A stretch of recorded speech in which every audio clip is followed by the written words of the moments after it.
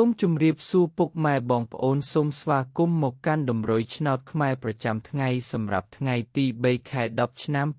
2025 Admin ក៏មានតម្រុយឆ្នោតពិសេសនិងល្អៗសម្រាប់ចែកជូនពុកម៉ែបងប្អូនផងដែរ Admin ក៏សូមចិត្តពុកម៉ែបងប្អូនសូមបងប្អូនជួយចុច like និងជាវម្នាក់មួយផងដើម្បីមានភាពងាយស្រួលក្នុងការតាមដានតម្រុយឆ្នោតខ្មែររៀងរាល់ថ្ងៃចឹងកុំឲ្យខាត់ពេលពុកម៉ែបងប្អូនយូរចឹងសូមចូលមកកាន់តម្រុយឆ្នោតខ្មែរយើងវិញសម្រាប់ម៉ោង 1:00 ម៉ោង 3:45 និងម៉ោង 6 ចឹងយើងចូលមកកាន់តម្រុយឆ្នោតខ្មែរយើងវិញនៅថ្ងៃនេះវិញសម្រាប់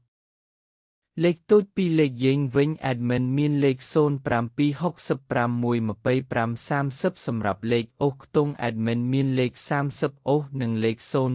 អូសផងដែរសម្រាប់លេខពិសេស3លេខយើងវិញ Admin ក៏មានលេខ 882 គុណនិងលេខ 303 គុណបងប្អូនដែលស្រឡាញ់និងចូលចិត្តលេខ Admin អាចយកទៅផ្សងសំណាងបានសូមជូនពរឲ្យបងប្អូនទាំងអស់គ្នាហេងសំណាងល្អទាំងអស់គ្នាតម្រុយឆ្នោតយើងក៏បានមកដល់ទីបញ្ចប់ហើយសូមជូនពរឲ្យបងប្អូនហេងសំណាងល្អមានលាភមានជ័យទាំងអស់គ្នាជួបគ្នានៅថ្ងៃស្អែកបន្តទៀត